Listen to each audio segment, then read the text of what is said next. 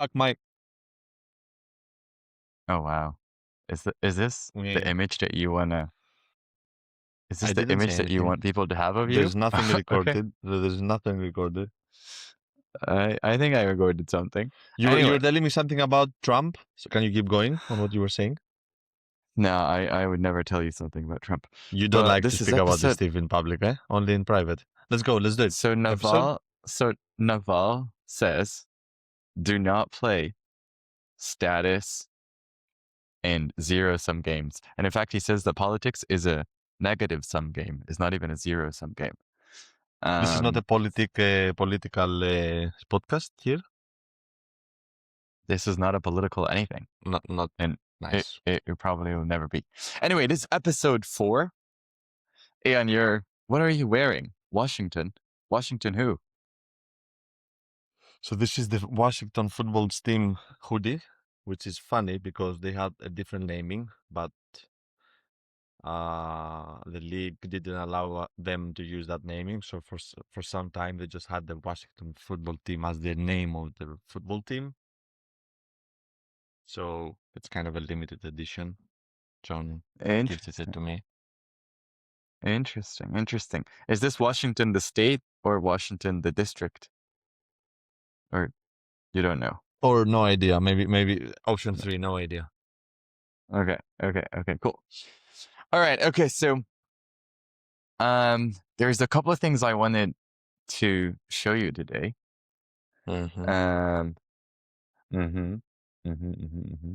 Shall we share screen, dive into things immediately, or do you have other things you want to talk about before? A million things, but it's fine. We can start by discussing what you have. What's one of the million things? Just one thing. I lost my sleep last night because I was dreaming that there is a flight I have to catch, but I was always procrastinating and never starting heading towards the airport. And I lost my whole night's sleep because I was dreaming about I had to take another flight to go to the US. I was in Greece in my sleep. So that's how you can also teleport. Anyway, and as I was thinking about it, I lost my flight to Thraki. So Thraki, that was my first flight to go to the US, was Thraki in my sleep. I swear to God. Okay. So, but you were sleeping though, because you were dreaming. Yeah. Yes. I was sleeping, Okay. yes. But I It was was just not not in deep very... sleep, you know? Okay, interesting. It is funny that you dreamt about missing a flight, because I actually did miss a flight a couple of days ago. Did you tell me about Did I that? not tell you? I don't. I thought I did, but maybe I didn't. But this Maybe no. is good because I get to tell you in front of everybody. Okay. So on Wednesday, I had a flight at 10:40 a.m. that I had booked like weeks before from Athens to Paris. And I was really excited. I was going to go to a Claude Code meetup and that same evening. So I was going to land in Paris at 2 p.m. And then this is not me, but I started packing my stuff 2 days before the flight. I started preparing. What happened to you, dude? The apartment. I don't know. It's just, well, this is part of a longer trip. So it was, I wanted to like be organized. So I set an alarm for 6:30. I wake up at 7. I shower. I finish closing my bag and I start ordering an Uber. This is 7:50 and I fly at 10:40. For me, I am like being so organized. I am like being the best I could be. And then the Uber like was not sending me. So I tried this other app, Free Now, which is like the Lyft owned company. Nothing. And then I say, maybe it's because it's like rush hour, school hour. Maybe if I like wait a little bit, they'll get me. And then both apps prompted me that it is hard to find your driver. Drivers are really busy. One of them was like pay a tip to get more priority, and the other one was like just book a priority taxi. I do both of those things. This is like now half an hour of me switching between the apps. And I was like, I'm still good. It's still like 8:30. I'm still gonna catch my flight. My flight is in like, no, this is like not even 8:30, and I fly at 10:40. And this is serious. I started to get worried, and then I realized that there's this taxi strike in Greece. Ooh. And when there's taxi strikes in Greece, it gets really chaotic. And so I was like, all right, okay, I got to do something. I started driving, and I go out to drive, and it was like really, really busy. The roads were like so much traffic. And my first option was to go drive to a metro station, park the car, metro station, drop the keys to my brother, and go to the airport with a metro. And then I realized I would make it. So I called a friend of mine, and I said, can I come drop the car next to you? I'll take the metro. So I go do that. Then the metro says it'll come in like half an hour, the airport metro. Airport metro comes 50 minutes later, like half an hour late. It said 20 minutes from the half an hour. And then I just arrived to the airport, got through. This is the first time this happens to me. I arrived to the airport with the metro, and the gates open of the metro, and people start running. There was like 10 other people in my metro wagon that were late for their flights. That's fine. And yes, I get there, I get to the gate, and they're like, oh, I'm really sorry, we just closed the gate. If you were here like 5 minutes before, you would have made it. So I booked another flight immediately, same day, and I made it. What did I think after all of this experience? I read a post a couple of days ago on Twitter that said, "Don't be a stranger in your own city." It said like some more details, like listen to local news, meet the neighbors, visit the local restaurants. And I was like, it hit me when I was at the airport that I am a stranger in Athens because I don't really know what's going on. I don't really know if a strike is going to happen.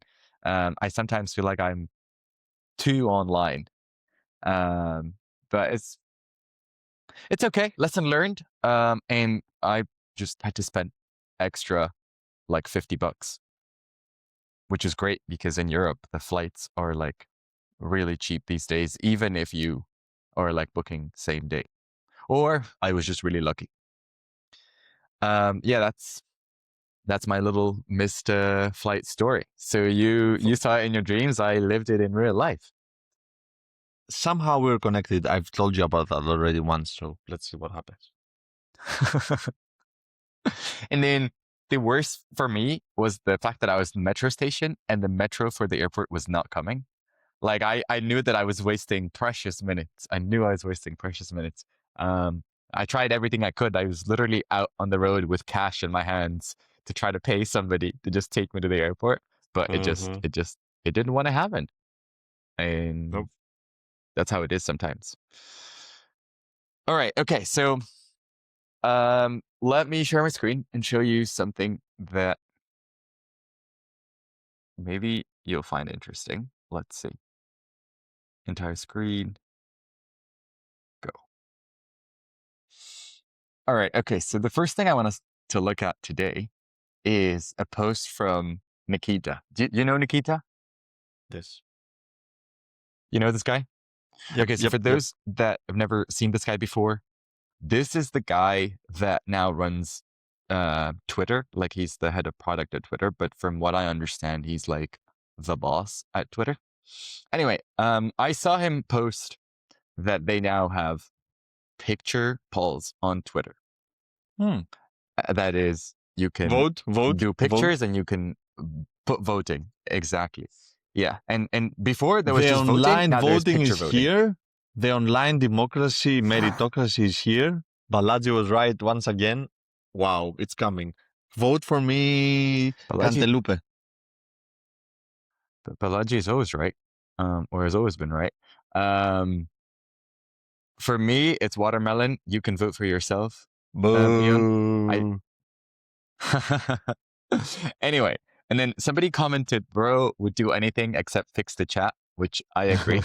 But this is not why we're here. The reason we're here, Ian, is because when I saw this post, I had open like that, and I saw this guy's bio. So this guy's bio is head of product at X or Twitter, advisor for Solana. That's a pretty big thing to be bragging about. Venture partner Uh-huh. at these things. Ex-founder of Gas app, Uh-huh. acquired by Discord. Ex-founder of To Be Honest app. Uh-huh. And I was like, oh, what is this To Be Honest app? I've seen it before. It is not the first time that I see it. So I went Uh-huh. to the Wikipedia of this page and I saw something that I found that was really interesting. So That's a guru. this guy has an app. He has a very interesting story of why he started this app.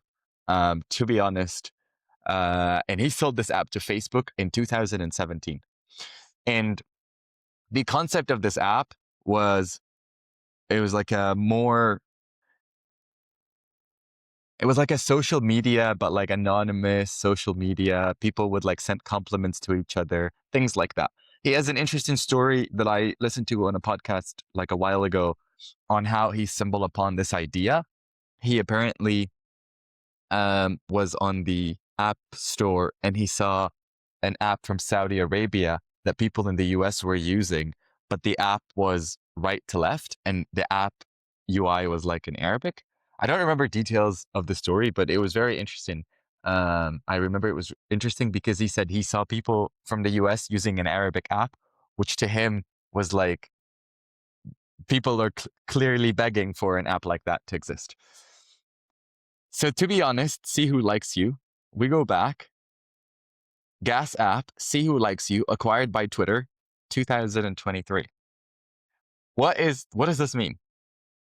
This What I dude mean. built an app, sold it to Facebook, 2017. He builds the same app again and sells it to Discord. What a genius. That What a is genius. Like, fair play to this crazy. guy. Same And app concept, same app idea, two acquisitions. Who does that? basically, when they acquire something like that, Discord or Facebook, they do not really acquire the app itself. They just buy the data, buy the engineers, get them out of the map, grow fast. It looks like that. So this guy knows how to build a team and how to make a product viral. So For to sure. catch the attention on everybody. And once you have the attention and people are looking to acquire because they raised money, I guess that's where that's the ideas they will be looking at, right? Yeah. It was just really interesting for me going through this Wikipedia page, seeing that somebody does an app, it does really well, he sells it, and then a few years later he relaunches the same app, new name, and then just sell it again. Where Yeah, does because he sometimes like when you what sell, is the go ahead. sometimes when you sell a product or an idea, you're also like selling the rights, you're also selling the trademarks, you're selling. I guess this is not patented, but like I've never seen this been done before. It's just really interesting. What was your question? I was wondering how we could at some point receive mentoring for someone like this guy, or how can you get close to him and learn from him, because apparently he knows how to enter a market with a solution, and he's doing great at X, if you ask me. So I always wonder it's very important to have a mentor. What's the best way for someone to approach this guy and receive mentorships or guidelines or things like Mm. that? It's What do you certainly an think? interesting question. I think this is one of those. Yeah, I think this is one of those things that you can't really be so strategic about. You can just focus on you know doing your thing and being yourself, and be in an environment where there you might meet somebody that would be willing to mentor you. Like I don't really know of anyone that would say yes to the question, "Hi, would you be my mentor?" Like it has to somehow be organic. What do you think? It has to be organic. You have to be at the same environment, groups. channels, events with these people. Uh-huh. But Uh-huh. even now, I feel that I owe some advice to people that are just getting started. Because for someone to be in our shoes, they're shooting for that, right? And I'm more than happy to share like Correct. a feedback or how they can cut corners and how they can just move faster. So the same way this guy could do this for someone like us. So that's what I was just exploring. And he might be doing it already. And if you DM him, he might reply to you. Or if you DM him Exactly. enough, he Oh, might do reply you to want you. to say the story about Yash and Balaji? Now that you said DM, and that Sure. we can clip and share with Yeah, the yeah, people yeah, yeah, like yeah. to get inspired. Yeah, so we met this guy, Yash, at network school, and well, we became spikeball buddies. He's really good at spikeball. And towards the end of our stay, I asked him, "How did you get your job here?" Because he was working in network school, and he said, "I DM'd or I emailed Balaji like 14 times, and then the 15th time, Balaji was like, okay, great. Be there tomorrow if you want," or something like that. And then Yash had to like fly to another country hours away to meet up with Balaji. So yeah, if you want it hard enough and you're consistent, people might see the value in what you have to offer. And honestly, he was pretty great guy, and I hope I see him again soon. I think about things like that as a quote I have in my mind, which says, "There's no rejection, there's just change of direction." When someone is rejecting you, Balaji not replying, it's not that they don't want it. It's not that. It feels more to me like you're not approaching it right, or you don't really want it yet. You cannot Mm. prove that you really want it. So when you get rejected, you can just change the way you're doing things, and at some point you will finally get it. You see what I'm And saying? then speaking of mentors, so I changed my flight, and I 2 days ago I missed my flight. I get another one, and I end up sitting in the middle seat. Not a lot of options. I think it was like the last seat available on that plane. And then throughout the whole flight, there was an old woman sitting next to me, maybe like in her 60s. And all the flight attendants were talking to her in Greek. And so I naturally thought that she was Greek. And then, like, towards the end of the flight, they come and talk to her.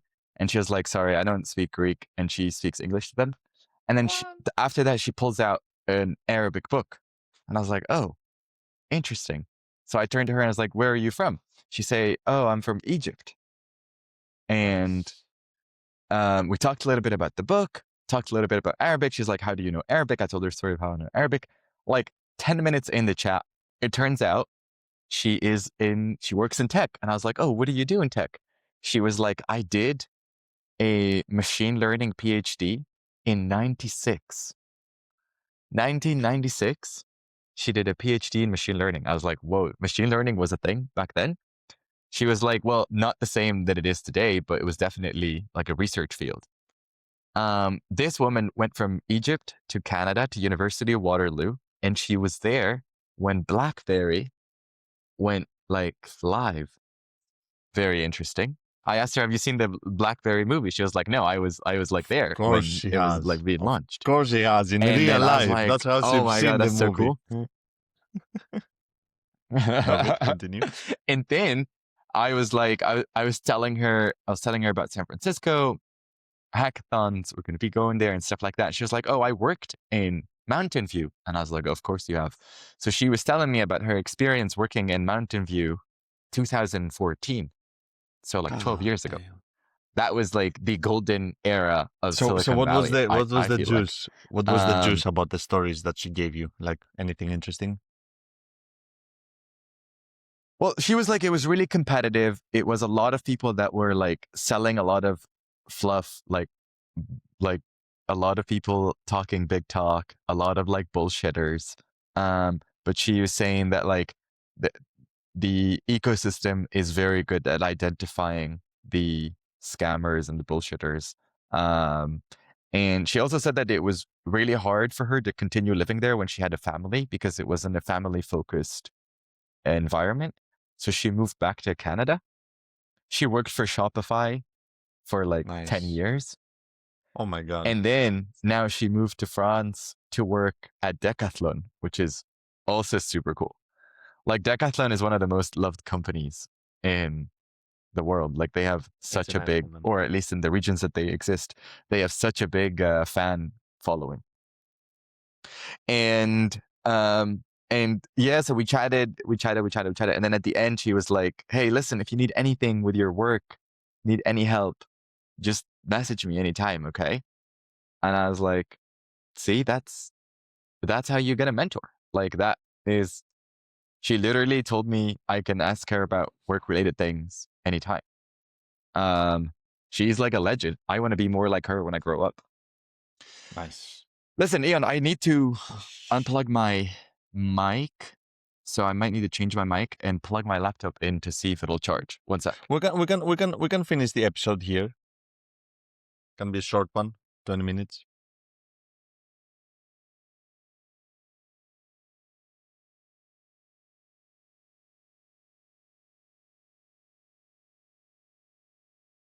Can you hear me?